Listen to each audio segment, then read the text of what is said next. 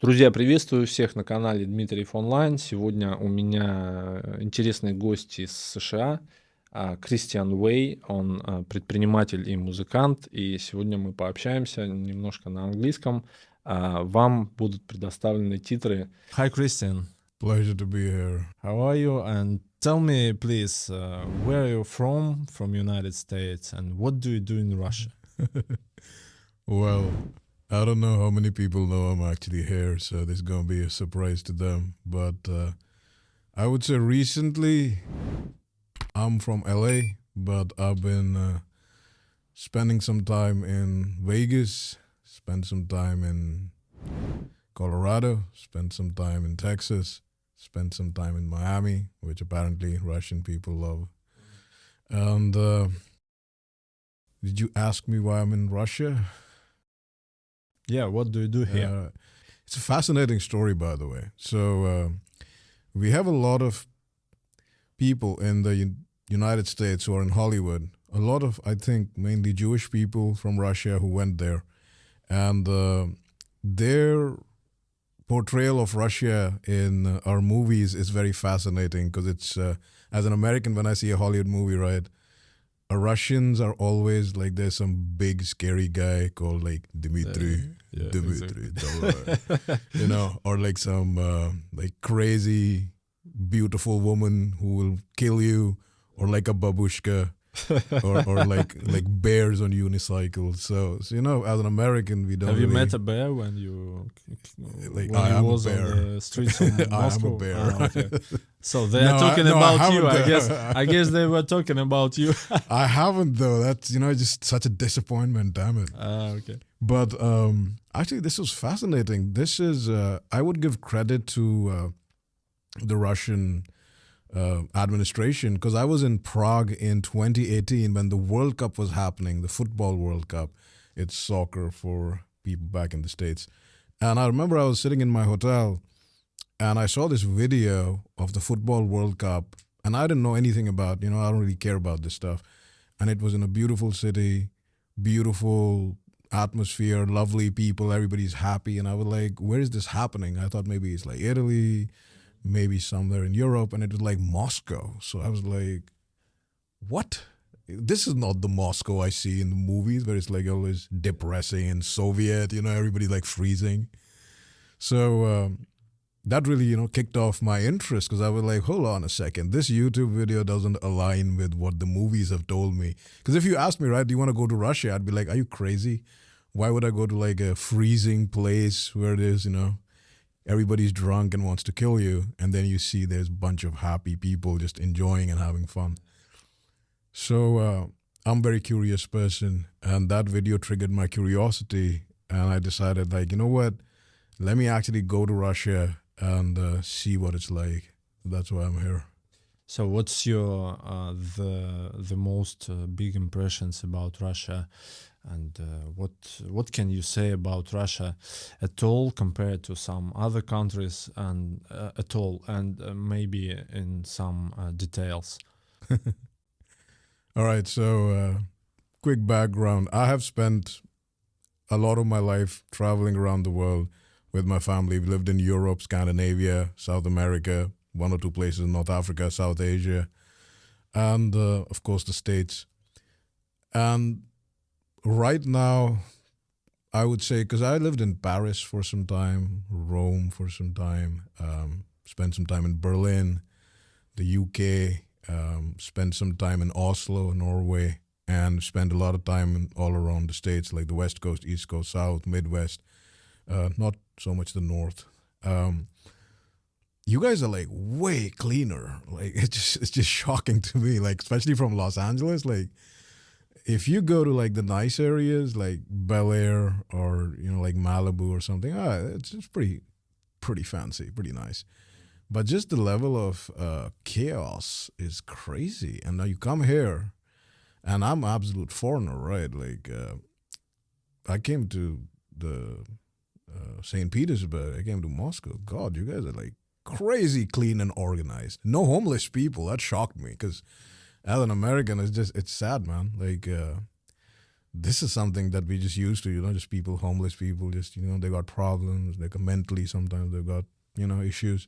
You guys don't have that. You do have drunks in St. Petersburg who pass out in like sub-freezing temperatures on the street, and it's just impressive that they just kind of pass out and lie there in sub-freezing temperatures. Not a lot, but it's just impressive. They do that in like a t-shirt and a jacket.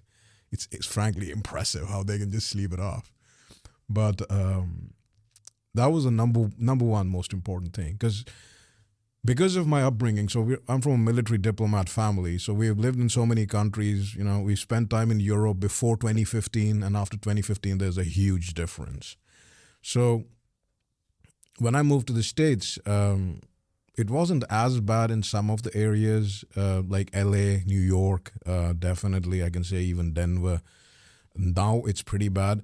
But as a normal human being, when you're walking around, right, you don't really expect like just homeless people everywhere, filth everywhere. You kind of feel unsafe because, like that's not normal. So Russia for me is like really nice, like what I expected most European cities to be. But yeah, that's my number one thing. Also, everybody's like, all right, I won't lie. St. Petersburg people dress very, very terribly. You have very badly dressed people in St. Petersburg. Oh yeah, they remind me of LA. Beautiful girls dress like absolute dash, like absolute, like trash. It's like, what is wrong with you? Moscow, amazing. Everybody's dressed up super well. And what else can I say? Oh, you guys are like really hospitable and warm. Like this is something we've never ever seen in I haven't seen in any American movie. Because I remember the first time I came to Moscow, there were a couple of like burly Russian dudes who were like, they couldn't really speak much English, and my Russian was pretty ochin plokha, which still is very bad. And they were like, where are you from? After like 5 minutes, they said, where are you from? And I was like, I'm from California. And I was expecting like, oh, and they were like, oh, it's from California. Come have shots with us. And they literally bought me shots all night, wouldn't let me buy them a drink. And this is not just one-off. I've seen this like many times. People here are like normal, like just happy, just living their life, just normal people. Nobody's trying to gut you with an AK-47. Like it's shocking. It's like a culture shock. So yeah. Yeah. Okay. How many cities have you visited? Oh damn. I've been to Moscow. I've been to St. Petersburg. I've been to Novosibirsk in Siberia. Yeah, I actually met like Siberian people that I met have been like absolutely fantastic, and like they look very Russian. They've got that blonde, blue-eyed look, just straight. Even the cats in Siberia have blue eyes. It's hilarious. I spent some time there. Cats are Russian. Yeah, the cats are like super Russian. The dogs, the cats, the horses have gray eyes. It's insane. Sochi, gorgeous place. Yeah, I think right now that's about it. I would like to go more, but you have like the largest country in the world by Russia. I think is the biggest country in the world. It's so huge. Yes, it is. That if I have to plan where to go, I have to literally like make a multi-month itinerary. Like I have to go to the east, I have to go to the north. So yeah. What can you say, like entrepreneur, about Russian business? Have you explored it? What can you say? For example, have you seen some? What can you say about service at restaurants? Or maybe have you view, because my business is real estate, and Right. I'm interested. What do you think about real estate? Have you seen something, some buildings, some new projects, and what do you think about it? I think, so just to give you a bit of a background, right? I'm kind of a unique individual.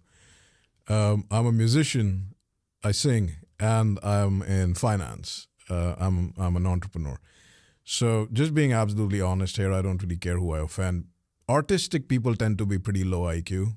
I'm not saying everybody, but the vast majority. It just comes hand in hand. Like you have to be somewhat dumb to be artistic, by the present day standards, obviously. And financial people or people who are used to entrepreneur, they're not really that imaginative or artistic. So it's completely different worlds. Because I'm both of them, I've always had a hard time, connecting them together. Because I can't really talk about music or art with the financial people unless it's an investment. And obviously, I'm not going to talk about financial stuff with some dude in a studio. Right. So With you, Russia. you mean that it would be better for Russian entrepreneurs to be a bit more artistic and more educated? No. It's not what is better. It's just the nature of the thing. People who have an interest in finance and entrepreneurship are not really interested in, art. Because art is basically a very high risk.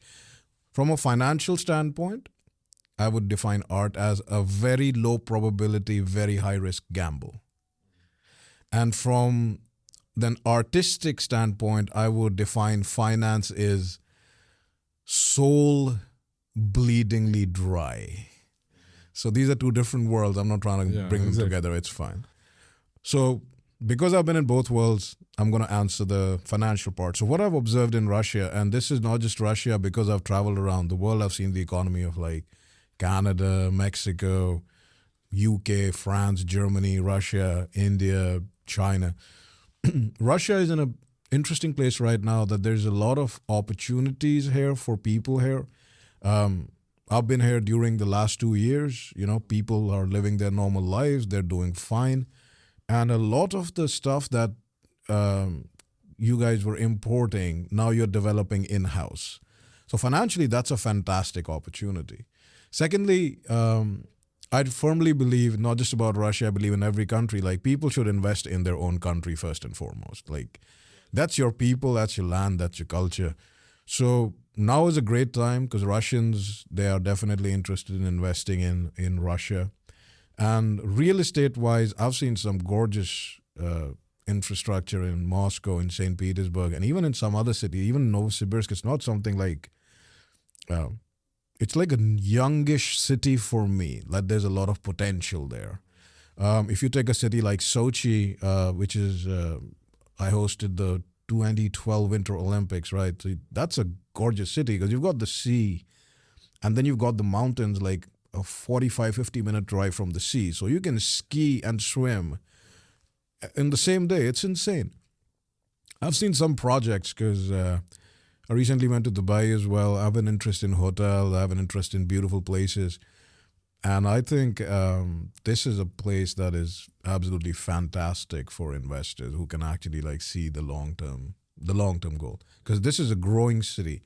If you take Moscow, right, everybody's now looking towards Moscow because, Americans, we are coming here. Some Europeans are coming here, British, Canadian, Australians. And we see like, hey, it's not scary.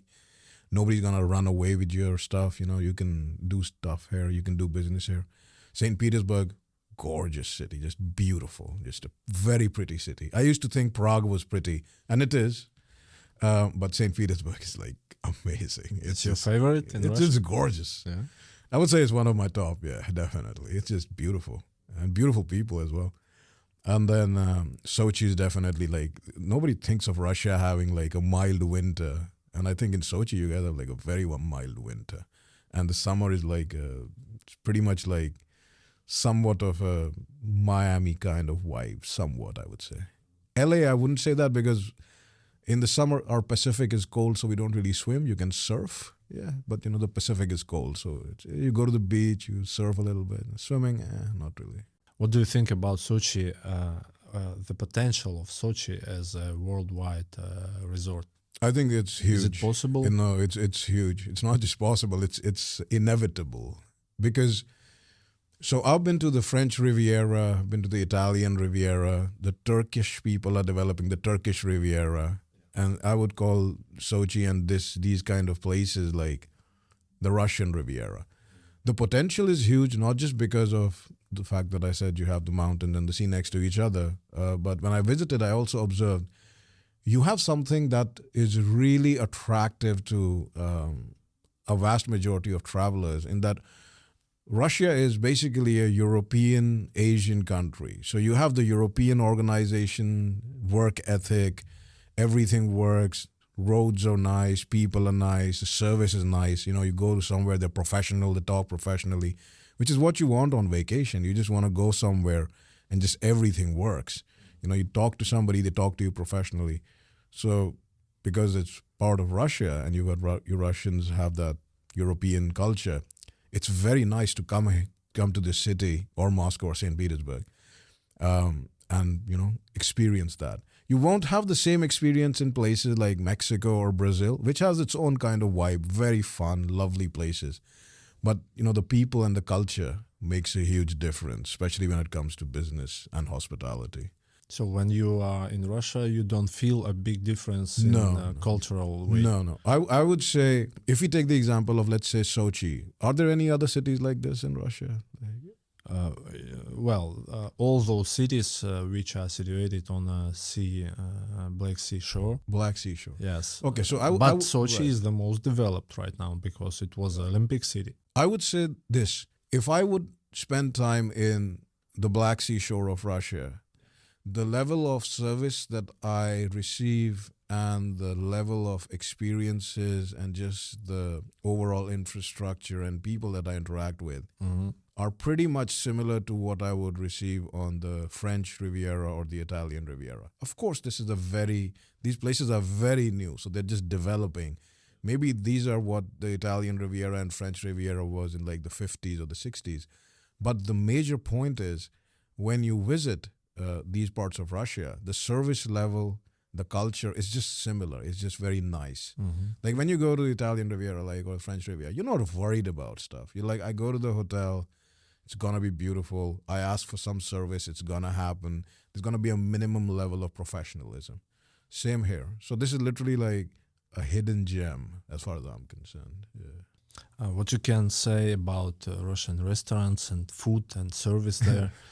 I'm a pretty terrible person to ask about food. Yeah, my favorite food is like a triple bacon double cheeseburger. So I would say the service is excellent. That's one thing that anybody who's being honest, in the States, we don't really have good service in an average restaurant. Okay, if you have a very high-end Michelin star restaurant, you got like good service. But our servers aren't really happy. They're not really satisfied with what they're doing. So that's number one. If you think you're a rock star, but you're serving pancakes, you're going to be frustrated. You're not going to give your best service. Secondly, they're not really taught anything like in America. And this is a pet peeve of mine. It could be just mine, that the servers come to you in the middle of your meal while you're in the middle of chewing something and your mouth is full to ask, how is everything? Like, what the hell am I supposed to say? I'm eating. Yeah. I don't like it too, Yeah, actually. I think it's a stupid script for the waiters. I think they do it because if you complain in the United States about a meal, it has to be given to you for free. That would make sense to me, but the way I was raised and most people are raised, we don't really do that. If we go to your restaurant and you make a meal that is so-so, we're not going to moan about it. Like most of us are not going to moan about it. We're going to be like, you know what, it's fine, whatever, let's just eat, pay and go. But it's very irritating. And the expectation, we have a very bad problem with like tipping culture in America. It's literally like there's arguments on all sides. People who work, they definitely depend on the tips. People who hired them, they depend on the tips to not pay them a wage. But the thing is, both of them end up blaming the customer. And as far as I'm concerned, I'm just coming here to have a meal. I'm not interested in your life story. Just let me have my meal in peace. If you're good, because in France, Russia, Italy, Germany, any normal country, I would say this, definitely. Even in places like India, South Africa, Brazil, nobody expects a tip. And these are really poor people. These are not like, oh, I'm so poor, I'm working at Denny's, but I have my iPhone and I'm posting selfies on Instagram, driving my leased car. Like, these are actually freaking poor people. You only give a tip when the service is exemplary. So we don't have that. Russian service, I've noticed, on average, it's not going to be the warmest, but they're pretty efficient. If you can speak the language, it's great. If you don't speak the language, try to communicate. Yeah. But if you go to like nice restaurants, it's like fantastic. Yeah. They know what to do. They don't interrupt you. They're very observant of what you need. If you don't need anything, they'll stay away. Like they make the experience nicer. So you feel like, all right, let me just give them a tip. Yeah, and it's not expected. That's the best thing, you know. Like if you don't expect something, you'll get it most of the time. If you have this like, if you're hovering over my shoulder every 5 minutes, smiling your fake smile at me, just as a normal human being, I'd be like, "What do you want, man? Get off my back." You know, most people will pay them a tip so that they get off their back. I'm like, "Nah, I'm not gonna pay you. You've been bugging me." So yeah, you guys have good service. World Yeah, class. okay. And what about real estate? What can you say? For example, I would ask two questions. What do you think about Russian architecture in Moscow and St. Petersburg? It's like a, like a cultural question. And the second, have you seen some new projects? What do you think about them? And is it how could it be compared with something you saw in other places in the world? Okay. So your first question is what I think of the architecture of Moscow and St. Petersburg. Yes, historical architecture. It's fantastic, and I am a definite believer in history. So a lot of people these days, I don't know, there's like a global, most countries sense of we go through high school and we don't really understand how old civilizations are. For example, Russia is 1,000-year plus old civilization.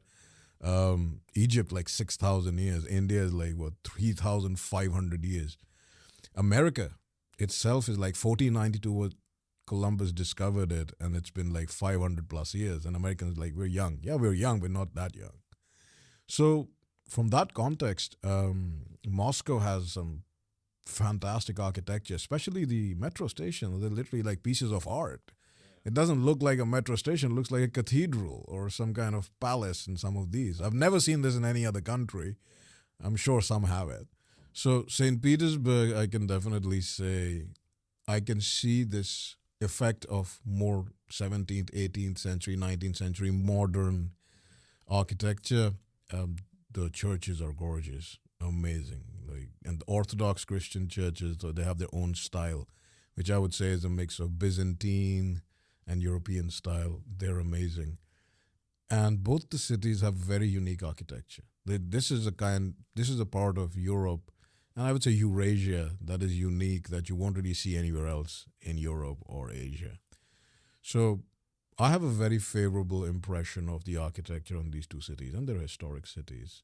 I mean, the Russian Empire was pretty huge. So, yeah. What can you say about new projects in real estate?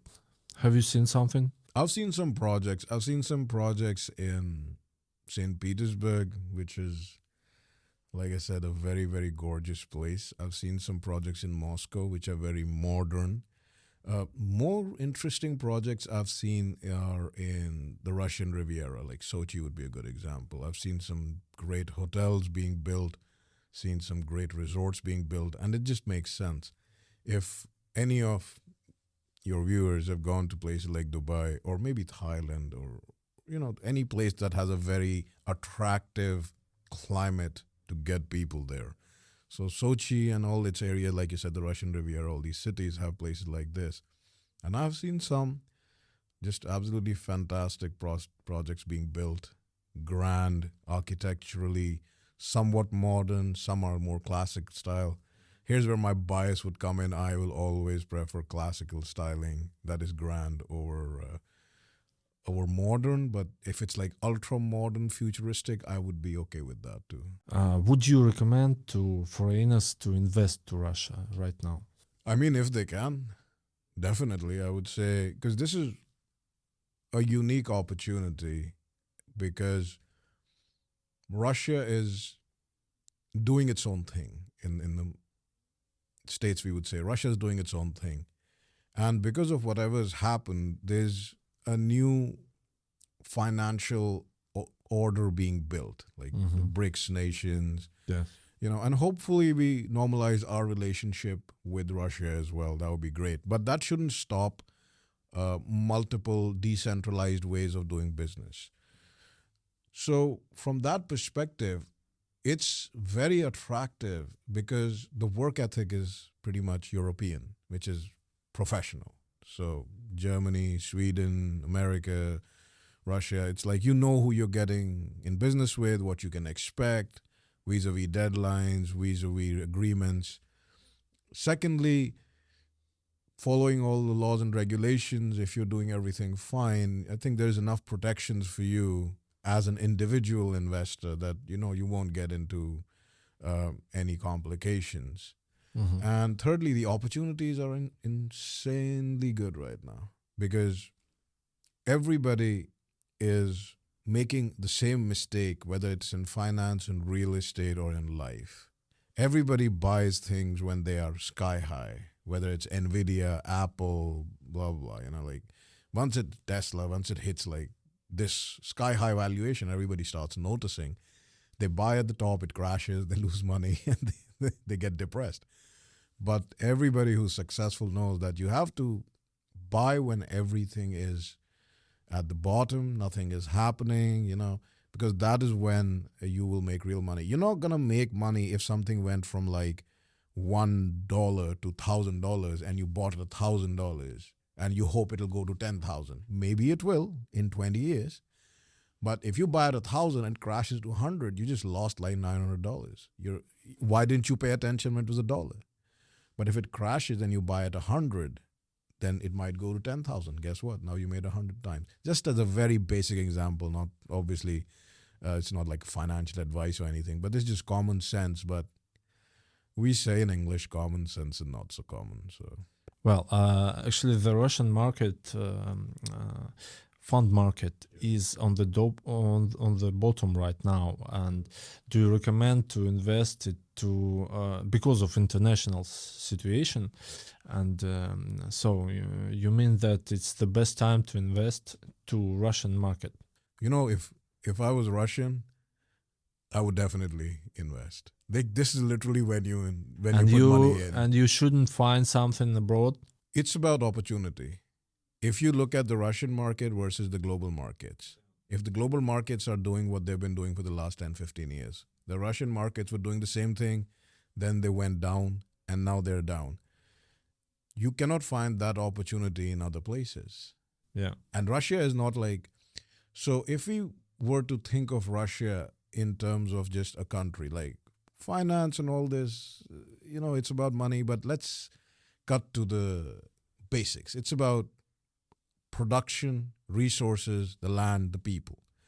Russia is not a country that doesn't do anything. Russia is the biggest exporter of so many very vital things, whether it's energy, it's food, it's so many things. So this is a country that's not only an exporter, but it also is self-sufficient. So it's not like, what's the word I'm looking for? Like a speculative opportunity. You're literally investing in a country that if tomorrow they decided like, we don't need to do any imports, I think they would be fine with almost everything.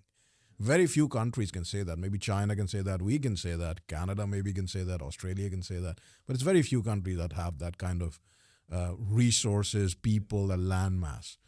So if I was Russian, I would pick historically well-performing stocks, I guess. And I would see, this is a good time to get in. Yeah, definitely. This is where fortunes are made. This is the time. What would you recommend to Russian entrepreneurs about marketing, or maybe some entrepreneur behavior which you saw in United States, or and you can recommend to our entrepreneurs how to act more effective, what to pay attention for, and what to focus on, as you think? This is a good question. And I'm going to answer it in a couple of parts. Yeah, of course. So when we talk about nations, and right now we're talking about Russia. So I would say Russia, Belarus, Slavic nations in general, these are Slavic nations. So there is a huge part of a culture. Like the way Germans think is not the way Americans think, is not the way Russians think, is not the way the Chinese think. So before I give any advice to Russian entrepreneurs, I would have to be completely honest about how much do I understand Slavic culture. And I would say very basic. I understand it very basic. Like a lot of the strategies that work in America today, or even in the 50s or the 40s, would probably not translate well here just because, like 500 years old, 1,000 plus years old. If you go to like place like India, there's like 3,500 years old, China, 4,000 years old. It doesn't just copy, paste, translate. But one thing I could definitely say is, and this applies everywhere. Every single country has its way of doing things. If I'm being absolutely honest, the United States of America right now and for some time has been the best place for entrepreneurs. Because not only do you get the opportunity to try what you want, but if you can put in the work and get the results, you will attract the kind of people who can really blow you up. Investors. Investors, Series A, Series B funding. I'll take the example of France. France is very structured because France, again, is a very old, I would say, kingdom, country, culture. In France, everything is very structured. Now, is it harder to be an entrepreneur in France without existing connections? Yes. Is it impossible? No. But as a man and somebody with common sense, I don't work on what is possible, I work on probabilities. So in Russia, I would say from what basic I've observed in the culture, you need to really go after the opportunity that you think exists, talk to the people who can help you with it, and you might have to talk to 10, 20, 100 people. But even here, I've noticed in the United States, if you will get out of 10 people, you'll get maybe 3 or 4 people interested. In Russia, it might be 1 or 2. But you have to talk to these people. You have to make these moves. You have to get in touch with the right people in your field of entrepreneurship. And one of them will definitely help you or set you in the right direction. So Russia has that. I would say that. Never give up. You mean relations with investors? Or? Relations with investors or opportunities, or just even in sales. Like you have to. It's a more difficult market because the culture is more conservative, but it's not impossible. What I've seen here is, and this is from seeing entrepreneurs and just people in general, they give up too early because they get too emotional about it. If you're an entrepreneur in sales, entrepreneurship, or business, you can't be emotional about these things. An entrepreneur is someone who's trying to be financially independent. Every transaction or interaction they have with someone, it's a financial transaction. Every handshake you make, every dinner you make, there has to be a goal which inevitably includes some financial exchange or some value being. So in the States, we understand, if someone says no, you don't take it personally. If someone says yes, they're not your best friend. They're saying no because they're not financially interested. They're saying yes, not because they like you, but because maybe they like you and they see some money being made. So if Russian entrepreneurs understand this, they take their emotions away from their business approaches, they'll go a lot farther. I've noticed this. This is one thing holding them back. So to resume, first is to have relations and more relations.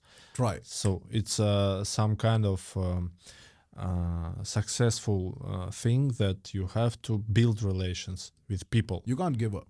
Yes. Second, don't give up in any way. Don't be emotional. And don't be emotional. And what else you said? I would say the third thing that is important after building the relations and not being emotional is the most crucial one. Give yourself a specific timeline to see whether your idea works or doesn't. Yeah. It could be 1 year, it could be 3, it could be 5, maximum 10 years. And your payout better be insanely huge. Because the worst thing entrepreneurs around the world do, and definitely this is something that Russian entrepreneurs can also look at. When you get too emotionally involved in an idea that you had, you put your blood, sweat, tears, and time in it, you don't want to let go. Let's suppose you spent 3 years of your life pushing this idea that you had. but it's just not working out, or it's not working out enough. Yeah. You need to be able to say, you know what, I tried. It's not the right way to do it. It's not working out. Let me stop, pivot to something else, or get back in the job market. From a valuation perspective, here's my, yes, go ahead. Will it be giving up or not? No, it would be, you have to understand what your strengths are. Yeah. If you say today that you want to be a ballerina, you might have the most motivation and passion in the world. I can try. Yeah. I'm not saying you can't, but it would be idiotic. After 3 years, you're like, you know what? I'm like a tall, like masculine looking dude. Nobody's hiring me as the chief ballerina of the Black Swan. I'd be like, yeah, dude, like they're telling you it's not going to work. So, so that's what I'm saying. People make that mistake. And I'm going to expand on this just a little bit more. This is very crucial. A lot of you out there, you don't think about it. And I'm not going to blame lack of experience. It's lack of imagination, maybe intelligence. So here's some free, very valuable advice. If you spend 5 years making your business successful, right? And I'm going to take the example of America. Simple, because I'm familiar with America. So in America, the average salary is between $40,000 to $60,000 a year. This is before tax. Depending on which state you live, which state you don't live, blah, federal taxes and everything. Let's say you're going to get $3,000 a month in hand after taxes, right? This is the average salary. Let's suppose you spend 3 years of your life building your business. And then after 3 years, somebody comes to you and says, you know what? Good job, buddy. I'm going to give you $100,000 for your business. And you're like, yes, I sold my business for $100,000. What you don't realize is you spent a lot of your time getting stressed out, working probably long days, really going hard and giving it your all. And at the end of 3 years, if you had a job, you would have made $102,000. You would have made $2,000 more if you just had a normal job. Your valuation exit after all this time, it needs to be ridiculously high. It needs to be higher than what you would have gotten had you just stuck to a normal job. If you can't do that, then you don't really know how to be an entrepreneur. And that's the thing. Everybody says they're an entrepreneur, but it's not about, oh, I feel like I want to be a ballerina, so I feel like I want to be an entrepreneur. You need to have some skills. You need to have absolute emotional control, pragmatic ability, and you have to have an idea that works and works from a very quick time frame. Like it should start making you money within less than 12 months. This is the pragmatic approach to entrepreneurship. Or it should have investors. If it doesn't make money, somebody should come and be like, you're losing money, that's fine, but I'm going to invest a couple of $1 million or a couple of 100 million rubles in it because I see the value. If you're not doing these two things after a couple of years, you need to really reassess what you're doing. And you said another thing that if you meet people, try to make your time really valuable, and not to lose your time with people who are not involved in your interests. Did I understand you? This is something I agree with this, but it's very hard to teach. It's almost impossible. Because I'm in a field which introduces me to a lot of interesting people who are involved either in real estate, in finance, in hospitality, it takes a special kind of person to sift out the not serious people from the serious people. Yeah. And a lot of people, whether you're entrepreneurs or not, you just suck at it. Like a lot of people just mistake the appearance of success for success. That's a big waste of time. People who are serious have their own ideas. They will give you a firm yes or no. They have their own path they're following. People who are not serious are usually the people who will encourage you. Like they'll give you a lot of encouragement. They'll give you lovely words. But when it comes to the pedal meeting the metal, they have nothing. Their actions amount to nothing. But that's the thing. As an entrepreneur, not just in Russia, but around the world, a lot of you are just emotional. You like the person who lies to you but doesn't give you a cent versus the person who has money and says, you know what, this idea sucks. I'm not going to invest in it. If somebody very successful is telling you your idea sucks, they're either wrong or they're right. But because they're successful and they're at a higher level of success than you are, you should think about why they don't think your idea is valuable. Sometimes they're wrong. Airbnb, a lot of very successful people passed up the opportunity on Airbnb, passed up the opportunity Uber. That's fine. But their failures are very less compared to their successes. So to teach this to people, I don't know, I might have to start charging like $1 million a class for this because this is impossible. You need to be a good judge of character, which is pretty rare. Okay. We have many stories. I think maybe all over the world has these stories. To start your own business with a partner or alone or with investor or somebody else.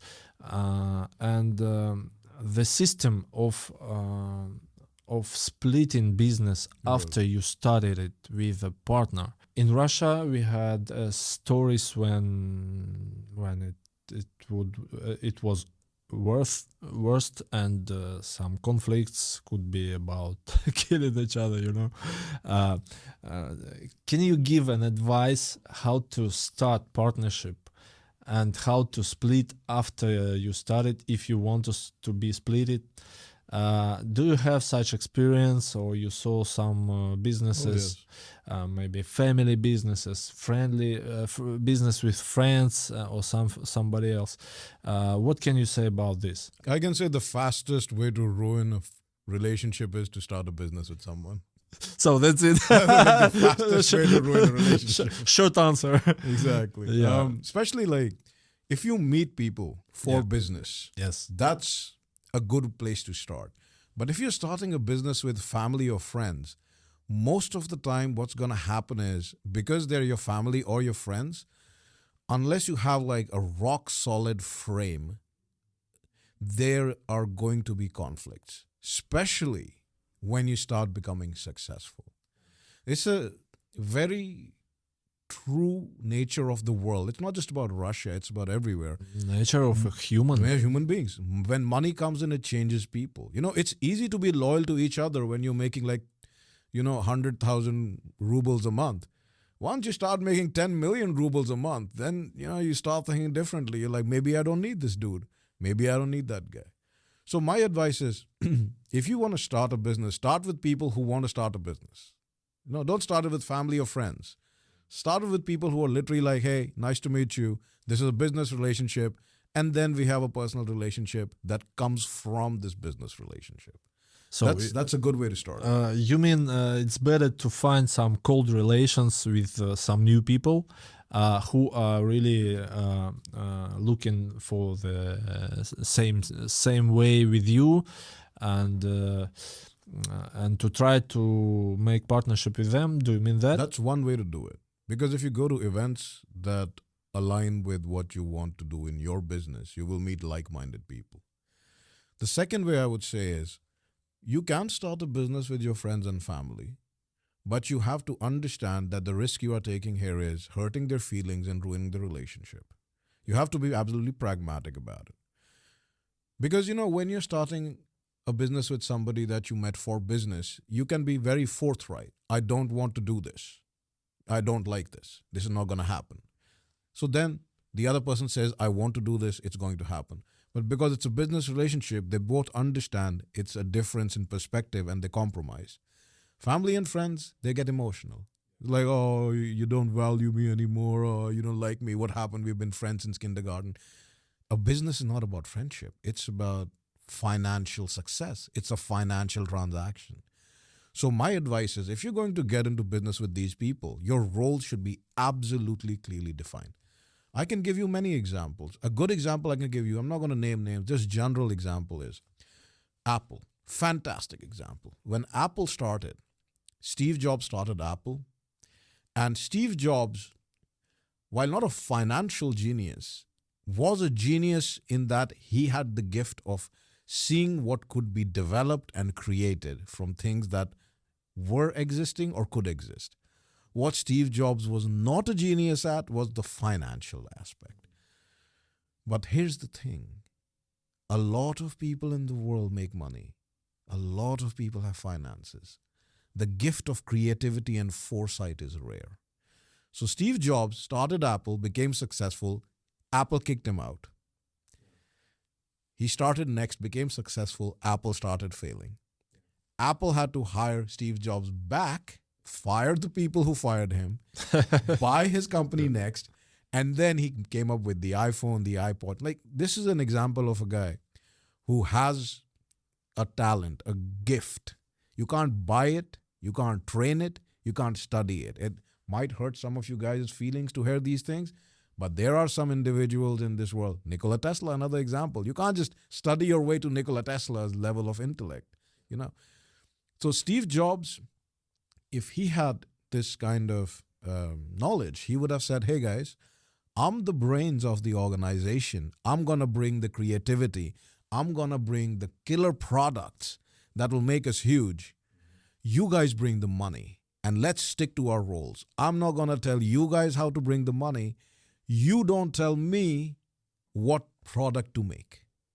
And they would have been fine. So if you can absolutely make it clear that this is the way it is, and if you break this agreement, then the partnership is broken, you'll be much better off.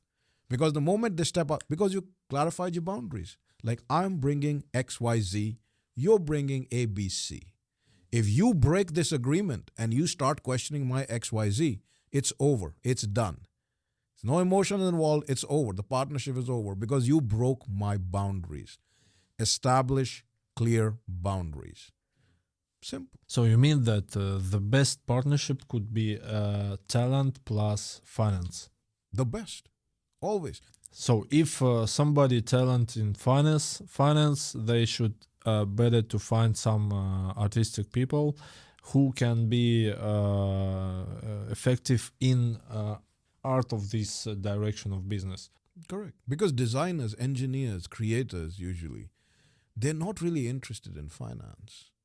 Because it's fascinating to create something, to design something. It's a creative process as well. Whether you're designing, creating a song, or you're creating a rocket ship to Mars, it is a very time-consuming, mind-intensive process. It's very challenging. It's very fulfilling. They don't really care about the money. It's boring to them. For the financial people, the design, creation of the first stage of a rocket that goes to the moon, that's not really interesting to them. What's interesting to them is how lucrative it will be, how much investment it can gather, how much money it can make. So if you got two people who are good at what they do and highly disinterested in what the other guy is good at, that's a perfect marriage because each can bring their own expertise and get together. However, I have to say this, in this world that we live in, the financial people always have more power. So if you are going to be the designer, you have to understand at some point of time, the person bringing the money is going to have more sway than you. You have to be open about it. If you're the financial person, again, you have to be understanding that you can't really push too much on the creative people because they are the value of your product. Yeah. So, in simple terms, yes. What advice can you give to creative people to develop the creative and for finance people to develop their skills and understanding of each other in partnership? You know, the one advice I give to both that is common is don't go to school. It's a waste of time. Really? It's absolute waste of time. Especially if you're creative, right? Yeah. All right, if you're like an average person who wants to be a mechanical engineer, yeah, totally go to school. But if you're like a kid who was building microprocessors at the age of 8, don't go to college. It's a waste of your time. You're already way more advanced than them. What you should be doing is immediately after graduating from high school, yes. You mean college or University. University. Finish your high school, but then the first priority should be get to work in the field that you want. Like if you're that intelligent and gifted, forget this nonsense of university. Just go And to the people. Yeah. Let's suppose you're a very gifted architect, right? You're extremely gifted. Go to 20 architects. Maybe 19 will reject you. One will be like, you know what, I'll give you a job at the lowest level. You know, you don't have any degree, but I'll give it to you.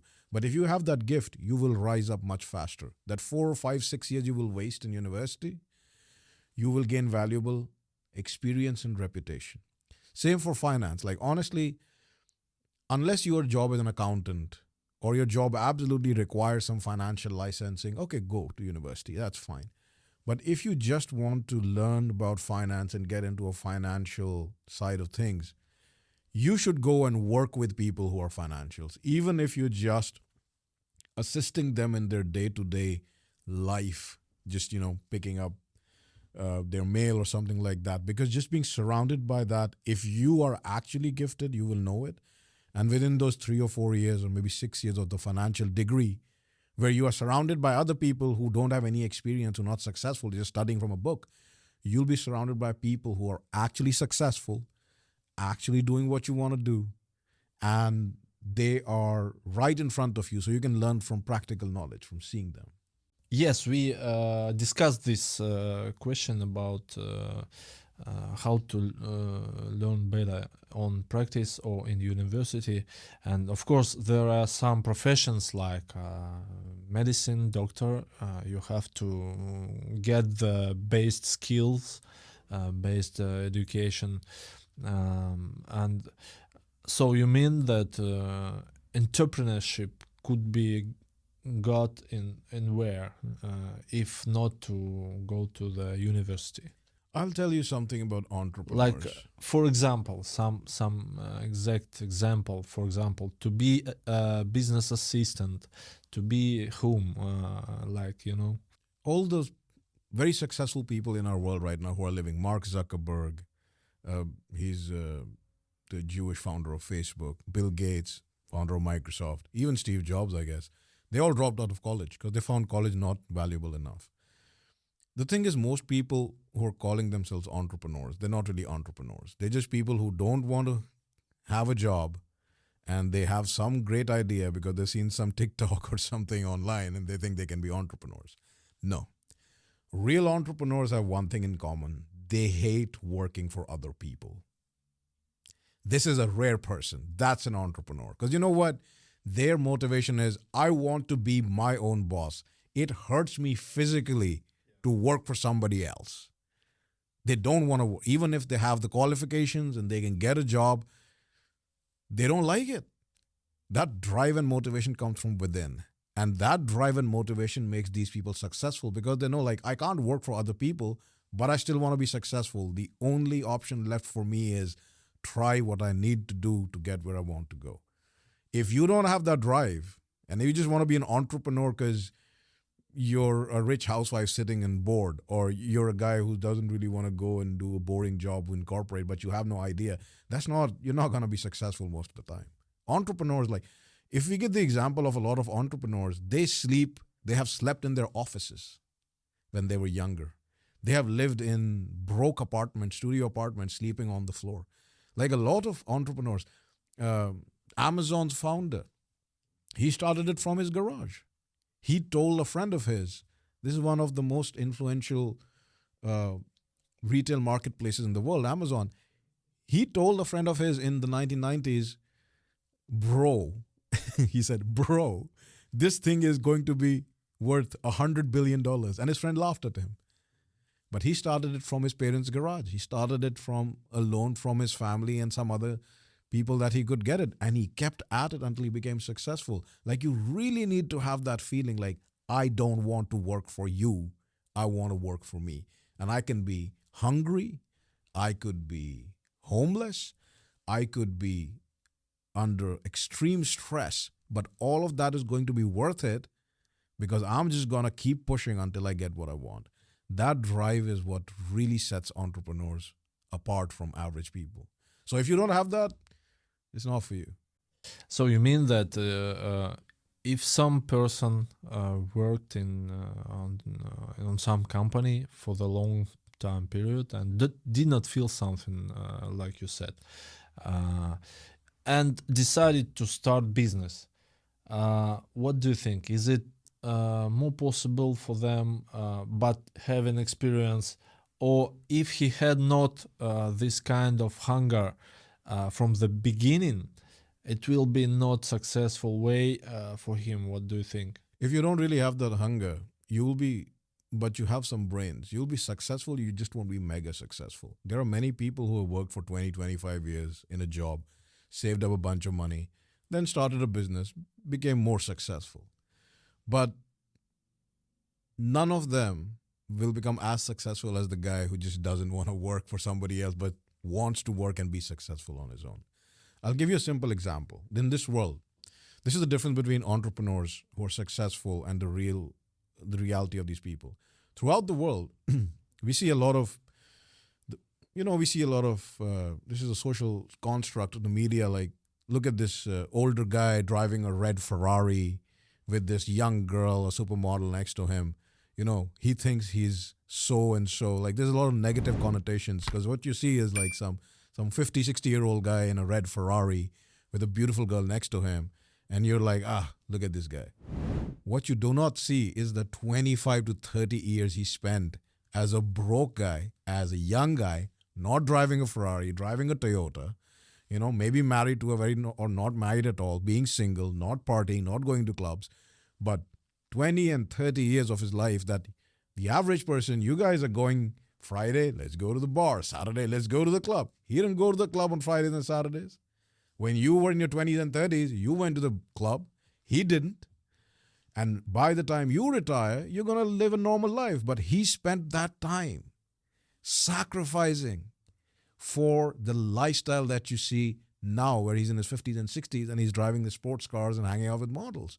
Nobody sees that time. They just look at the end result. That's what people do. They look at the end product.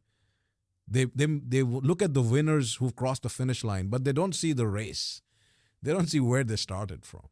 So the entrepreneurs are those guys. The entrepreneur is a guy who's in his 20s and 30s who's like, you know what? I'm not going to go to the bar. I'm not going to go to the club. I'm not going to go to Ibiza. I'm not going to go to Thailand and, party with girls. I'm not going to spend money on random designer stuff that I can't afford. The guy who's like, I have the money, but instead of spending it on dumb stuff, I'm going to save it and invest it in my business. Because then by the time you become successful, success is a side effect. There are many people, I get it, and this is not a diss on you guys. This is just reality. We can't all be entrepreneurs. We can't all be leaders. Leadership by definition is rare. So a lot of us like nice cars. The difference between somebody who is successful and somebody who's unsuccessful is unsuccessful or average successful people say, my dream car is, let's suppose, a Lamborghini. I'm going to save up to buy a Lamborghini. First of all, you're never probably going to save up to buy a Lamborghini. It's just financially irresponsible and improbable. Secondly, it's a very stupid and short-sighted view to have because you're looking at the Lamborghini as an object. You know who gets the Lamborghini? The guy who drives a Toyota for 20 years, makes so much money that one day he gets up and he says, you know what, I feel like buying a sports car. Let me check what I can afford. Bam, he can afford 20 Lamborghinis. He just forgets about it. And then he's like, oh, you know what? I totally forgot. I'm still driving this Toyota. I can go and buy 20 Lamborghinis. If you're not that dude, right? And that guy never saved for a Lamborghini. He liked it. He would have wanted it.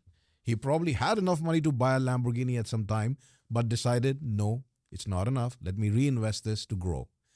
And now he can buy these things without thinking about them. These are the people who are entrepreneurs or successful. Again, these are mindsets, guys. So if your audience is listening to this, if you're not thinking like this and you're thinking the other way, you might need to review your thinking and see if you can actually understand these things.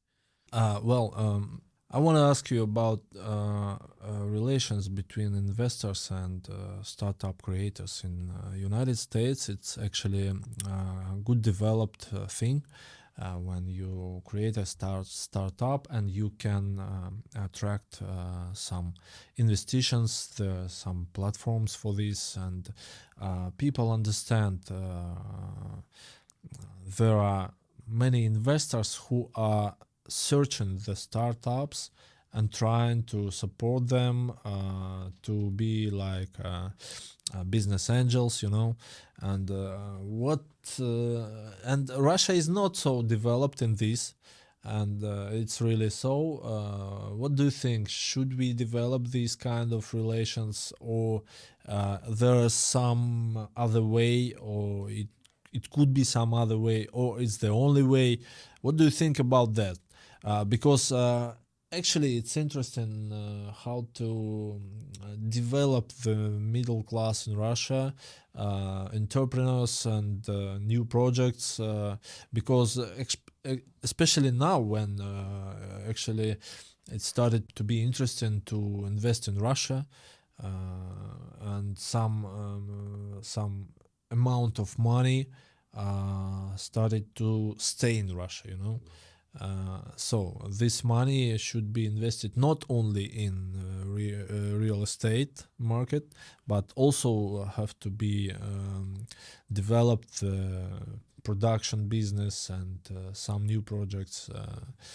What do you think about this? So this is a multi-part question. First of all, I'll tell you a lot of the things that as Americans we are sold in the media about, oh, this investor got $100 million series. It's nonsense. It's all fake. These are low probability outcomes marketed as high probability. Like every other American wants to be a YouTube star or a musician or a rapper. Every girl wants to be like a movie actress or some social media influencer.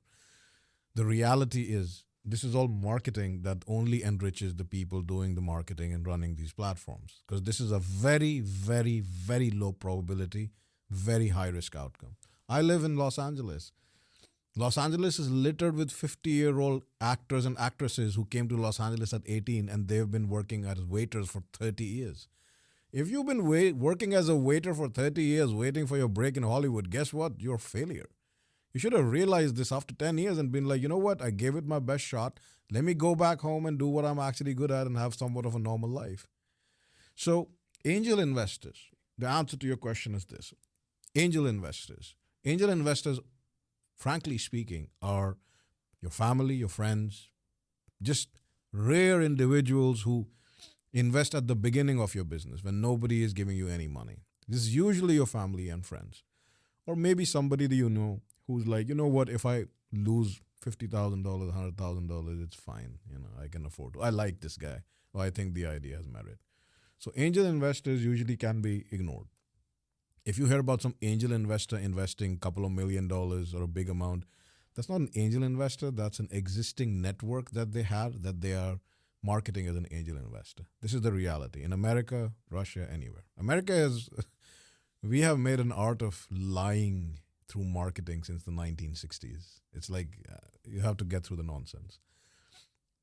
Second round of funding, this is the Series A funding round, is when you had the investments or you put your own money in, you ran your business, it's making money, you are net flow positive, and people are interested because they see a value proposition in your business.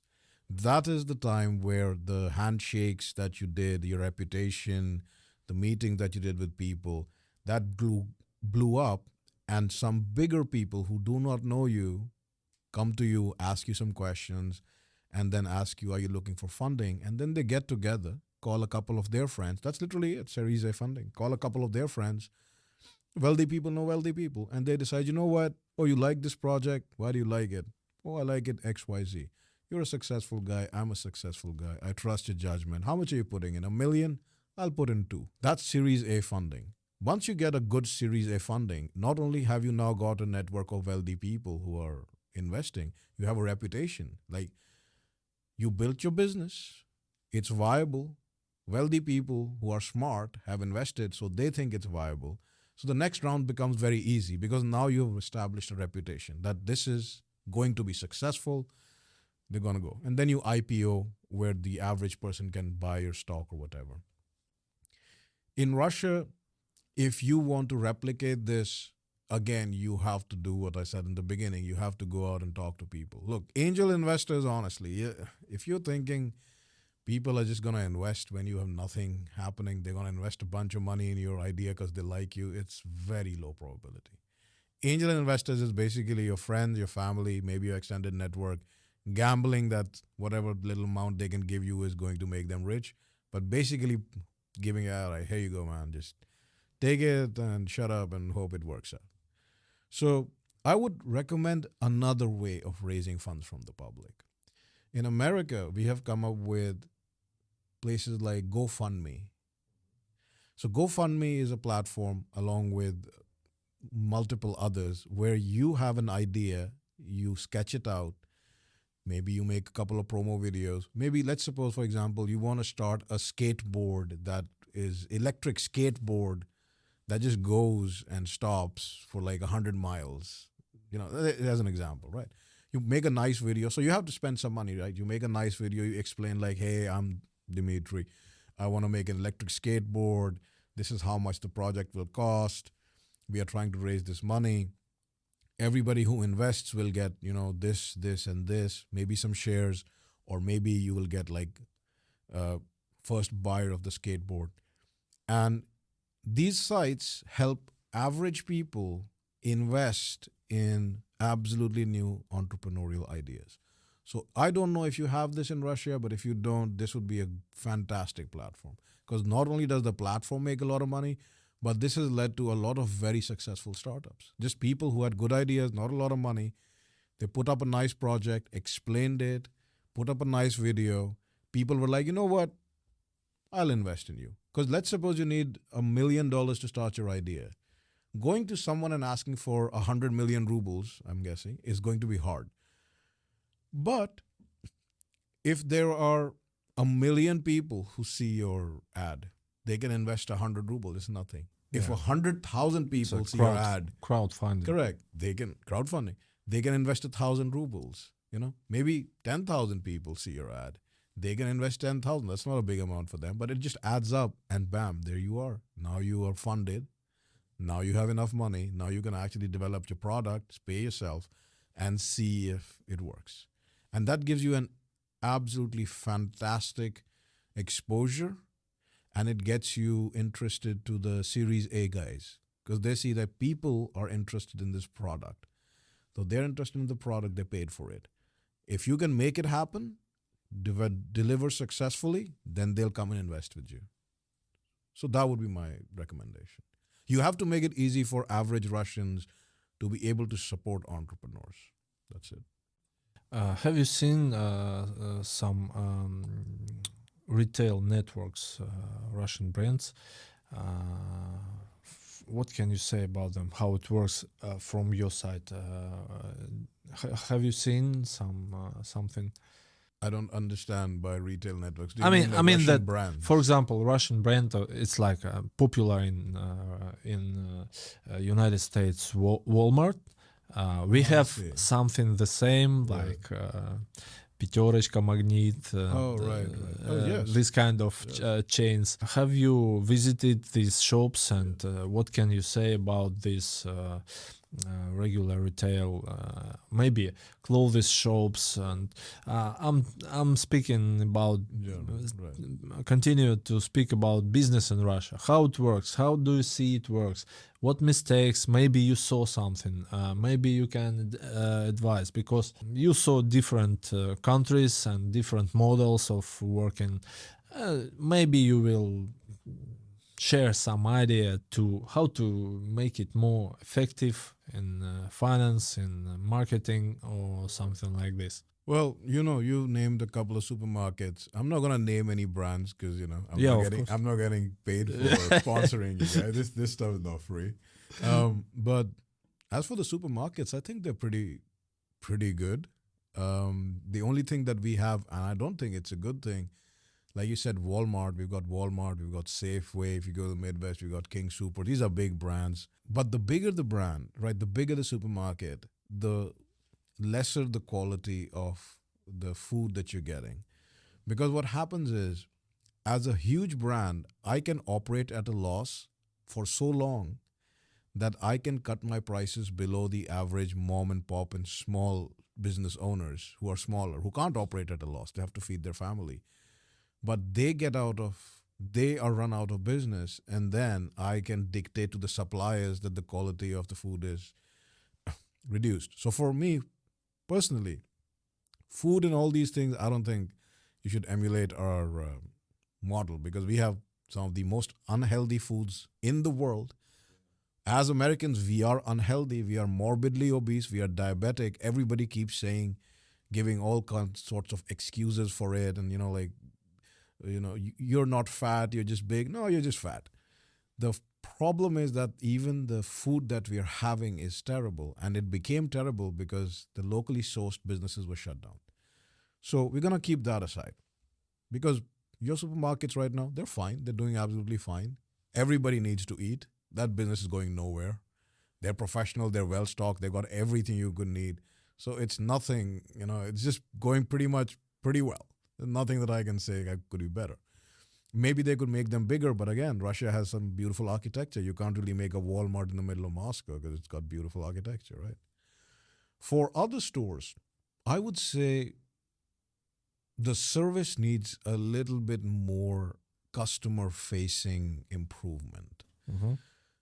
What that means is the stores are fantastic. The inventory is great. Some of the places I've been to here, whether it's clothing, it's fragrances, electronics, it's fantastic. Some of the stuff I've seen in Russia is just mind-blowing. And I'm very happy to be shopping here, by the way. I'm super happy. You guys have some great designers. So, but the customer-facing service is a little lacking because I'm guessing it's a part of Slavic culture. I'm not familiar with the history of Russia. Maybe it's a part of being a very reserved people because, it's a cold place. Maybe it's Soviet times, whatever. But if you really want to, as an entrepreneur, jack up your sales, you need to figure out who your target market is. And then your salespeople and your staff and your organization needs to know how to talk to them. For example, if you're selling luxury goods, Yeah. you can't sit in the shop and when somebody comes into your store, be like, what do you want? Dude, that's a luxury good. The guy who's walking in might want to buy the whole store. But if you say one wrong thing incorrectly, the tonality is wrong, he'll be like, you know what? I don't need to deal with you, you peasant, and I'm going to never buy anything from you. Maybe you lost hundreds of millions of rubles in sales. Yeah. On the flip side, I agree. Right? On the flip side, if you're selling something to teenagers, you can't have people suited up, looking grumpy, like, hey, what do you want? It's a teenager clothing branded store. You need to have people working there who understands how to communicate to them. More oriented. Yes. Yeah. And here's the thing. It's not about Russia. It's about America as well. Look, I understand you guys, retail is not a great job. You need to be talking to people. You need to be facing people, dealing with a lot of nonsense. But here's the thing, right? As the business person, you have to understand your employee as the store manager, salesperson, whatever floor person, they are representing you. This is not the time for them to show their personality, show their attitude. Like, I don't need this. Like, if you are working that job and if you as an owner are hiring them, they need to be trained. Like, hey, this is the way you behave. If you don't, you're fired. If you have a bad day, don't bring it to work. If you're having a bad day, stay home. And as an employee, again, this is a free country. You don't have to join the job. If you go to the job and you're like, it's a great store, but I hate this work, don't join it. Because you're miserable. You're going to make the store suffer. And you're basically going to be fired or you're going to quit anyway. So you need to figure out. The owners know what I'm talking about, but this is more for the common people. Look, guys, whatever you see online, right? YouTube, Instagram, TikTok, Rutu, Wiki, this is all glorified stuff. Nobody posts on Instagram that they're getting up at 6 a.m., look like, trash, and they're eating their cereal in a dirty room. Nobody posts that picture on Instagram. Everybody posts edited photos. But if you think that just because you see some edited photos and you put some edited photos and you got some likes, you deserve a better lifestyle than everybody else around you, you're living in a false reality. Mm-hmm. If you don't have the value that you think you have and you do not get that value within 4 or 5 years of becoming an adult, you need to be really practical. I've met many people who waste their 20s and 30s trying to be something they will never be. And then they're 40 and they have to work at a grocery store. Don't do that. Actually, also all the time surprising why people, especially in premium level services, have such a strange behavior. For example, for my people in my company, I always say one thing: if you will be friendly and positive oriented to people, your life will change. Your personal life will change. Your mind will change, and it's actually good for you, not for customer which you serve. It's really good for you. And if you was lucky to be in a company which has a premium service with a high level of customer oriented service, it's a luck for you to change yourself, because when you will start to be, it's like NLP in psychology. You trying to be friendly, you trying to be happy, even if you're not. If you're trying to look happy, if you're trying to behave, to look wealthy, to behave kind, you became like this. You became this happy, lucky, and wealthy person. It's a fantastic thing, and it works actually. I would recommend to all entrepreneurs who train their teams to explain them that. I agree. I think for most people, this should work. They should understand. Like, you have to understand where you are in life. You can't expect to be treated like a princess if you are literally a pauper. Like, it's not gonna happen. Just also, I would say this: if someone gets an opportunity and they can't do these things, there are some people who are like, I can't be fake happy. I tried it. I can't do it. Yeah. Hey man, you need to be honest. If you want to work in a customer facing role which pays well, but you hate people, it's not for you. Just become a gardener. You'll make a lot less money, but you'll be a lot happier. Maybe you'll be successful at being a gardener.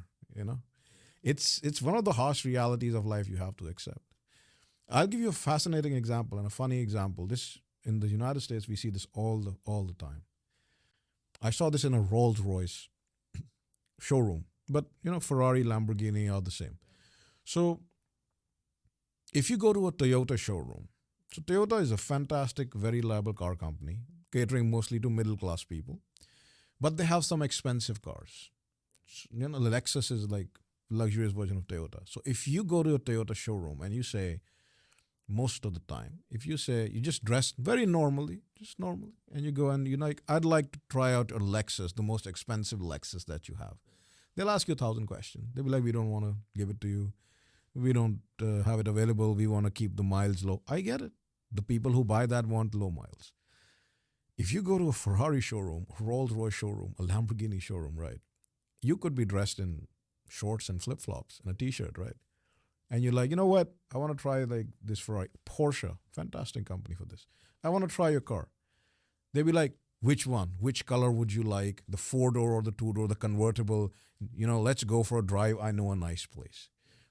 These guys understand that whoever is coming here, first of all, buying a Ferrari or a Lamborghini for people who are very successful, it's not a huge event. It's literally like, some people are bored. They're like, man, I'm bored. I got 11 Ferraris. I don't have a blue one. I'm going to go and, hey, do you have a blue Ferrari? All right, I'm going to buy it.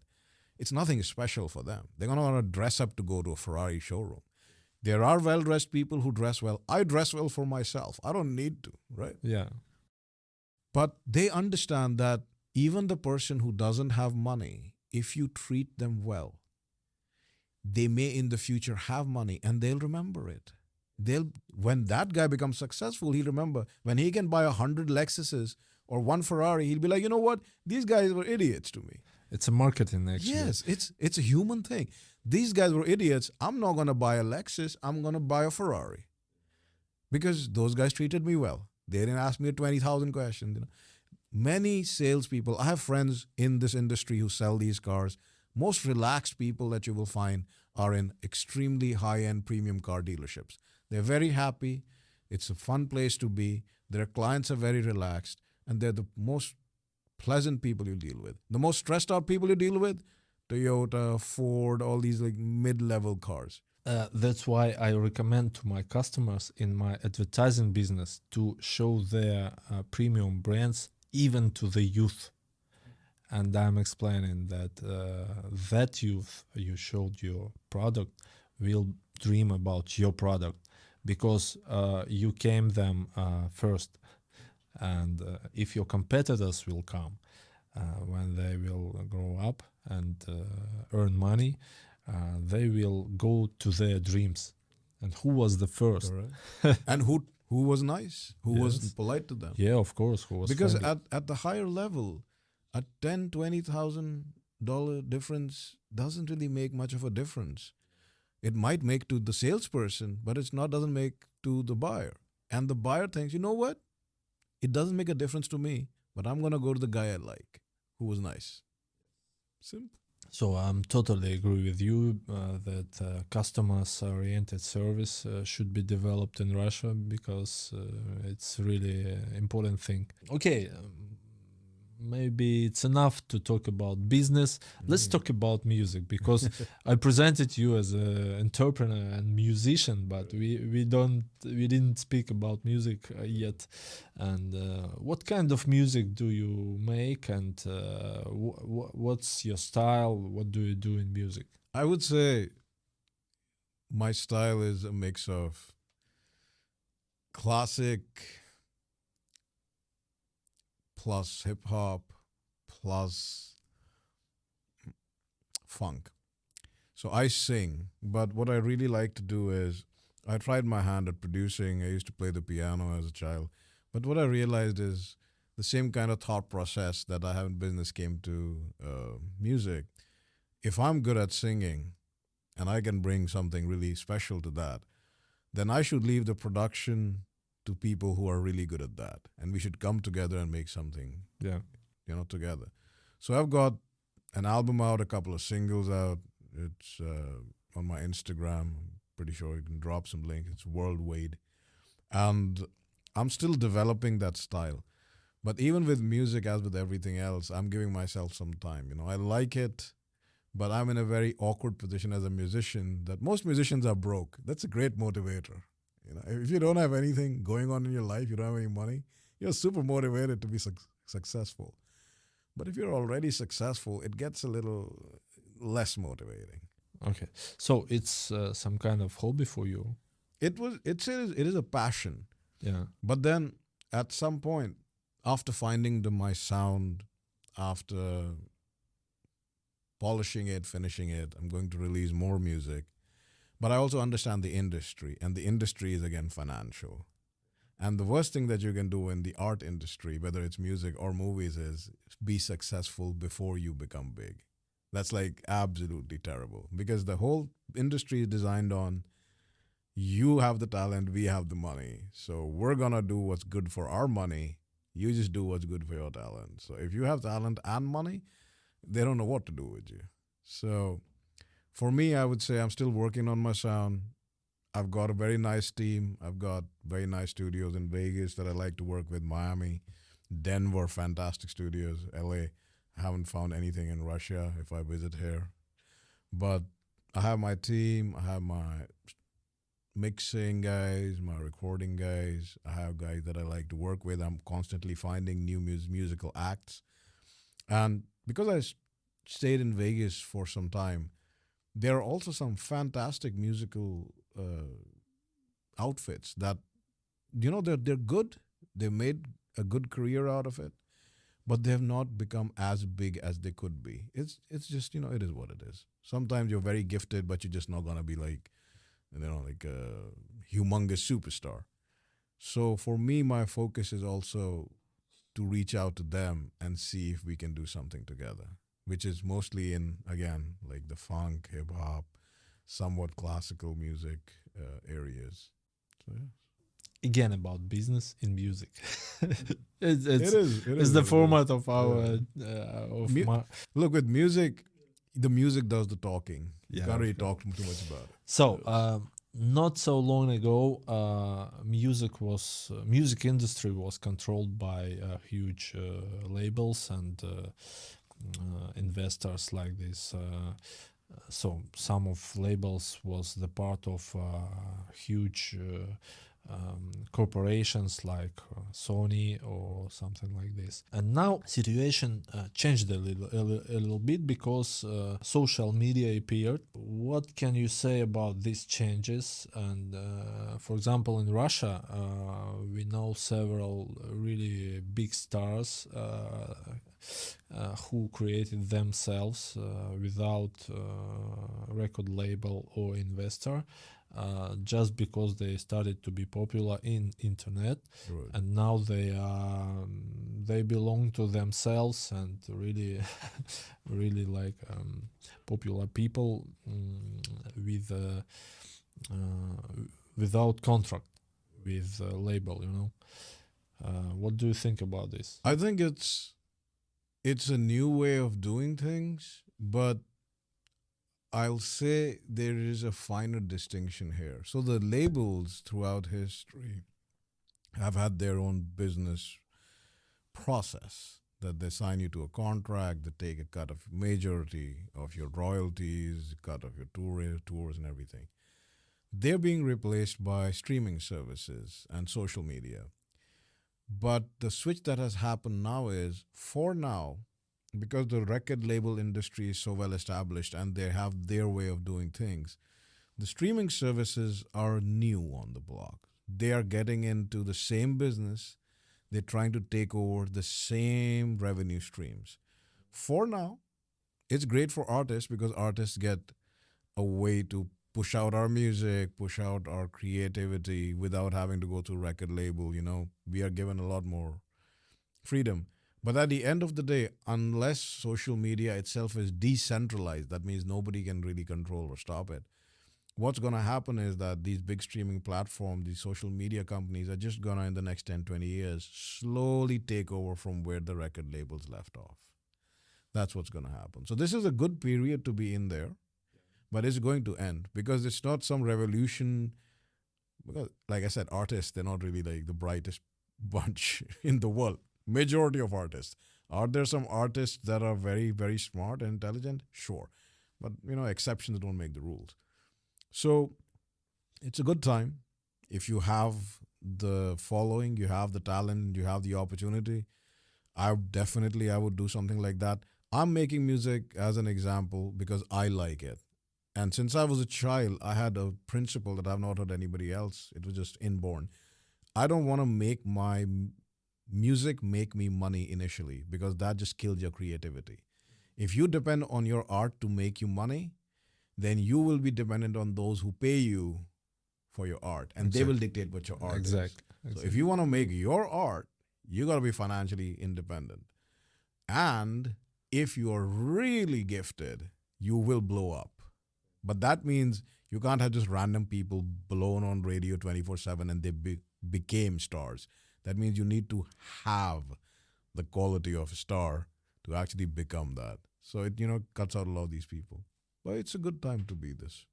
What's your favorite artist in the world? Me. But for all artists, somebody could be like. Honestly, I listen to so many genres, and I listen to so many genres. For example, if I was to say my favorite artist by genre specific, I would say American classic music from the 50s and the 40s, right? I would say my favorite artist would be Frank Sinatra, then Dean Martin, then I would also say in that same period, Bing Crosby. It's a very different style of music. In the modern times, I would say I'm a big fan of drum and bass. So Pendulum, it's an Australian band which turned into Knife Party. Then if you say more like 60s, 70s classic rock, I would be a fan of The Doors. I would be a fan of the Eagles, some of their work. In modern music, I don't really want to talk about it right now. Maybe in a couple of years if when I get there. But I would also say I'm kind of tuned out by a lot of the music coming out now because it's become very soulless. It's like finding a needle in a haystack. Because research has proven that most music that is most popular uses just 4 chords. So if you understand that, you can just churn out absolute nonsense with those four chords again and again. And I've noticed this is a human tendency. Let's suppose you really hate a song, right? And I'm talking like you hate this song, but it plays on the radio every single day when you're driving from your home to your work and from work to your home. And you listen to that song 365 days in a year, 2 times a day. You know what will happen on like the 30th day? You'll be like, it's not that bad. On the 60th day, you'll start kind of singing it. On the 90th day, you'll know the whole song. Because the music has a psychological thing. It has ingrained yes. It has literally ingrained itself in your neural pathways. So your brain is like this. If it listens to something and does something repeatedly, it makes it literally easier to keep doing it. That's how it works, yes. That's how people become addicted to alcohol. That's how people become addicted to gambling, drugs, This is how it works. So I've seen how these things are manufactured. So bad music is something like like drugs. Pretty much, for example, I'm a huge fan of Baroque music. My favorites would be Vivaldi, Albinoni. In classical music, I would say Mozart, Chopin. Not a huge fan of Beethoven. He's got some good music, but not mine. But that's the thing about what people truly like. Most people like what they're told to like. Most people, I judge people based on if they like classical music or not, because what I've realized is to like classical music, you need to have a minimum level of intelligence to understand and appreciate the harmony. It's very calming. It's very soothing. It's very harmonious. Below a certain, I'm a huge believer in this, by the way, below a certain IQ level, it just hurts people. Like, it hurts them mentally, auditory, and physically, because it's like too calm, too harmonious. They need some chaos. They need some discordant. So, like I said, I'm in a different spot. And one lifetime is not enough for what I want to do. You know Russian composers of classic music? Tchaikovsky is one of my favorite. Shostakovich. Yes. Also, I would have to listen to more, but Russian classical music. Now, here's the thing. In classical music, you have the classical, Baroque, and Romance. I'm a big fan of Baroque. In Baroque, I have not really listened to a lot of Russian composers. Baroque is mainly a French and Italian style. And if I come across some Russian ones, I'll definitely give them a listen. And what about modern musicians? Do you know somebody from Russia? Have you heard some songs? Oh, I've heard some very funny songs that I have no idea what they say, but they're very catchy. I heard some like 6 or 7 years ago. I think it's a Russian song that's like dance with your elbows. It's like very cool trap style. It's like some dude is singing about dancing with your elbows or something. It was very, very fun. So you don't know the name? No, I don't know the name. But I could probably, like, if I heard it, I'd totally... Have you heard one name of a Russian artist? Have you heard somebody? The time you spend in Russia, have you heard some Russian artists here? Not particularly, because I don't understand the language. And as a musician since a child, I go more on the music than the lyrics, even in English, by the way. I haven't really heard anything that made me go like, wow, who is that? Like, it's just not happened. So I'm pretty bad at this. What about movies? Have you seen some? Oh yes, I've seen some Russian movies. Not the modern ones. Well, actually, I've seen 2-3 modern ones. I've seen a lot of your Soviet era movies. I've seen a lot of skazki, which is like stories for kids, for English speaking people. Why did you? Because it's YouTube and it's easy way to learn Russian. You know, you just keep listening to them. Okay. I've seen the 3 Bogatyr cartoons. I like them. They're good. They're good cartoons. So you without translation? It helps me. You know, I would say my Russian level is maybe, I don't know. I want to say 30%, but I think it's more like 7 to 12%. But it's like I can kind of get it because I keep playing them, and it's easy to understand. I would say I did see one modern movie in Russia. Well, I saw a couple. One was very funny. It was the Russian Avengers, where you had this guy who had like electricity and this girl who was, I don't know what her power was. Then this guy with long hair with swords. It was very funny. A Russian movie? Russian Avengers. You know, it was funny, man. Like it's kind of cringy. Can't recognize it. All right. Maybe. So they were all superheroes or stuff. But I did see a couple of movies, and there was one I saw which was fantastic, produced by I think an American studio. It was about this dude in 19th century who's very good at duels. He never loses a duel. I don't know if you know this movie. Very good looking actor. I don't know who he is. He Russian looks like actor? yeah, he looks like an Irish actor. He looks like Colin Farrell, the Irish actor, but he's Russian. It's a fantastic movie. The production was amazing. Cinematography, fantastic. Uh, Actors and actresses, gorgeous. And the story was fascinating. This like 19th century duelist never loses a duel. Turns out he was almost killed by a political opponent and thrown in some island where some shaman gave him this gift of he can't be killed and he'll win all the duels. I don't know what it's called. I'm pretty sure somebody knows what I'm talking about. Fantastic. That movie, wow. Blew my mind. I was like, yeah. Let's talk about friendship. All right. Do you already have some friends here in Russia? I would say I am friendly with some people here, yes. So I mean that they become your friends, or it's just simple relations?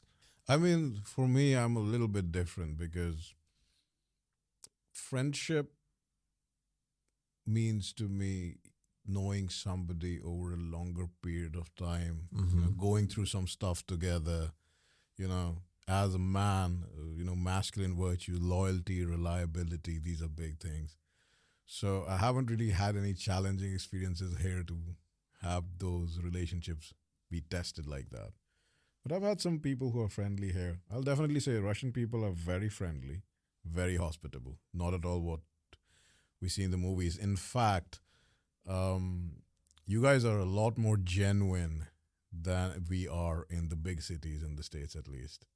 Like, I think a lot of Americans here would agree with me that the epidemic of loneliness in the bigger cities in the United States is huge because, you know, the culture has been destroyed since the 60s. Nobody talks to their families. Families are broken apart. Father's not in the house. Nobody cares about their siblings. You know, you go to a new city, people are very transactional. In Russia, it's much more normal. You know, everybody's family oriented. You meet some nice people, they're your friends. They're like, hey, let's go get some dinner. Let's go out. It's very nice. It's like one of the biggest factors in a long and healthy life is having a good social circle. Yeah, but I can say that there are differences between big cities and small cities. Big cities also have this kind of problems of loneliness, and it's I think that it's a problem of big cities, like In general, yes. so like society, you know. Well, big city, it's hard way. I think, but Russians in general, like most Europeans, you're very social. Like Russians make an effort to get other people to come and interact. You know, just like some events, some cultural events, some parties, some dinners. It's a lot more organic here. You got a lot of Telegram groups, you've got a lot of your groups. You know, even if you're new to a city, you can actually go to events, meet people, actually start building a network. Whereas of course, it might be different in the Midwest and other, you know, America is not California for sure. It's not Los Angeles. But we don't really have that much of an organic, like we have events which are very activity focused. So, you know, we're all going to go here and do this. So you can meet people who have similar interests, but it's not just like, let's all meet and have some nice dinner, drinks, tea and talk. That doesn't really happen. Do you guys have that down on lock? Again, 1,000 years versus 500 years. So. I remembered the question I wanted to ask. Can you recommend some special books for entrepreneurs in Russia that should be read? Maybe not only to entrepreneurs, maybe people in common. You know, I'm not gonna refer any entrepreneurship books because I don't read these kind of books. A lot of them is useless to me. I already know most of the stuff they tell you. And secondly, I'm not getting paid to promote a lot of these dudes. But if I was to recommend some books to read to people in general, I would say, depending on whether it's fiction or non-fiction, you know what? A lot of people would benefit greatly from reading the autobiography of somebody they admire or the biography. And I would recommend reading the biographies of great men from the past, not the present, from the past. Because you can learn a lot about successful men and how they became successful by the way they describe their life. There have been a lot of world leaders in the past who were physically impaired. There were a lot of scientists in the past who were called mentally deficient. There were a lot of very, very successful generals in the past who were weak, sickly kids. There are a lot of successful leaders of countries that were very weak men as children, and they became successful. So reading about these people that you admire will actually help you understand them a lot more than just what the media or the news tells you. And secondly, for Russians, I would 100% say, please read your history. I would encourage every Russian to read their history. I would encourage everybody in every country to read their history. Forget about this world history that you read in school. It's all good and fine and dandy. Read about your people, especially Russians. It is appalling to me as an American because, again, remember what we see in the movies in America versus the reality is fascinating and shockingly different. It really made me curious about why we have such a huge problem with you. Because never in my life in America have I ever been approached by a Russian and had a bad interaction. It just doesn't happen. Like no Russian has ever done anything to me in America ever. And even outside, most Russians that I meet are pretty normal people. So when I came here, I realized something that on our end, we don't know how you guys are. You guys are pretty nice, normal people, actually. And on your end, Russians don't know their own history. Like they just don't. It's fascinating. A lot of young Russians think Russia started in 1990, whatever. They don't understand. This started in like the 9th century with, I believe it was Eric the First, or is it Rurik the First? It's not 9th century. No, it's what century is it? It's much, much earlier. Much earlier. Yeah. There you go. See, I'm not Russian, so you can excuse me for not being.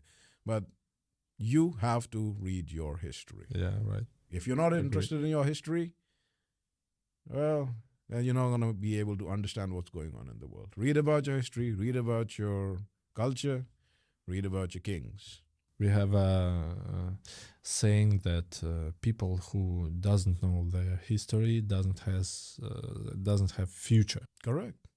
Because without their history, how do you know where your parents and their parents and your came from? How do you know where you came from, where your culture came from, where your land, how you came to that land, why you like the things you like? Hey, Russians like salted fish. On the beach.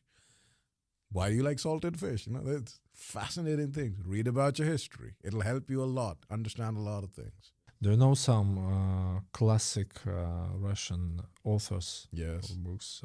Yes. Whom do you know? Have you read some? Dostoevsky and Tolstoy. Yeah, of course. Yeah, they are actually the most popular. I'll tell you something, though. Have you read them? Yes. I understand why they write such huge poems and essays. Because when you're sitting in a depressing city in winter for 6 months with nothing to do except drink vodka, and it's bloody cold and it's depressing, you start thinking about stuff. And I'll tell you something. This is fascinating to me because I've done some research on this. The number one thing that affects your mental health is your hormones. And during winter, the number one thing that affects your hormones is the lack of vitamin D. When your vitamin D goes down, this is proven by your own research in European countries, especially Russia, Norway, Sweden, Scandinavia, UK. When your vitamin D levels go down, your estrogen level as men and women go down. Testosterone goes down. When your testosterone, estrogen goes down, guess what? You start feeling a little more depressed and negative. This is not you don't need a degree in psychology. This is one of the biggest things in the world that people are not told. Like all these life-changing experiences people are having, dude, just fix your hormone, then you'll be fine. So a lot of these guys that I read, Tolstoy, Dostoevsky, they have these long-winded diatribes, which are nice, which makes sense. But I don't credit them with their intellect as much as like, bro, I know you were really depressed and you were kind of bored and you had nothing to do. So you were like, let me write this 3,000-page tome. That just translates to, I don't really know what's going on, but I'm going to give it my best shot. And boom, I'm successful. So you mean that these books are a little bit depressive or really depressive? No. They have some very good messages, but they're too long-winded.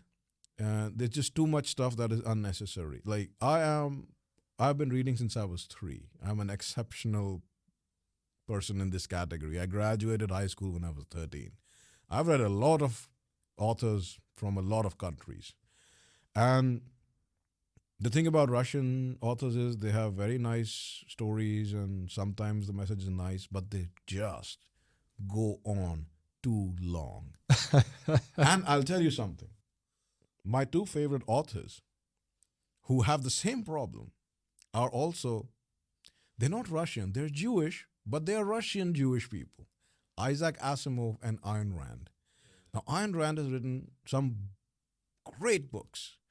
But, through those books, I'm like, I get what you're saying, sweetheart. I get it. But you don't need to go for the next 15 pages on the same goddamn theme. I've gotten it already. So I think it's just the climate that just makes them really verbose because they have nothing else to do. They're like, let me just really hammer home the point. I remember reading this one book, The Idiot, I think it's called. Yeah, it's Dostoevsky. Yes. Wow. This book, I can't even describe. It was a huge waste of my time reading that book, honestly speaking. Like, I was mad at Dostoevsky. I was like, dude, you just made me waste my time. The only thing I got that was useful from that book was he has a nice way of describing Russian society. So that was nice. The way society is, the etiquette, the social relationships, all that. But the overall story, it was just like, it just went nowhere. It just annoyed me. Like, this story went nowhere. And it just ended. It's like that when you're trying to eat a meal and you're really waiting for like something delicious to come and there's nothing that comes and the meal just over and they're like, here's your check, now get out. That's how I felt. Maybe you should read it one more time later. I think I've had enough. Maybe I need to be Maybe drunk. there are Maybe some I need to drink vodka before I read. in the winter evening. In the winter evening. In January. Wow, what a work Or of February with caviar. Okay. Christian, thank you for the great conversation. I appreciate your time. Was glad to meet you here, and maybe some few words to our audience to recommend something useful. It was a pleasure being here. Thank you as well for having me. I would say to your audience, guys, you guys are lovely. You have a very long and storied history. Beautiful people, beautiful culture. Please read about your own history. Get to know your culture. Have some pride in yourself. And please understand that most of us Americans have no idea about you guys. Like, we have no idea who you guys are, how you are. And if you meet some Americans who have some misconceptions about you, please be kind to us. If you meet some Americans who have very bad Russian, please, prostice binya, izvinite. But please try to understand that we get really easily scared if you don't smile all the time. So, yeah, that's about it. It's been a pleasure being here. Thank you. Thank you. It's been a pleasure.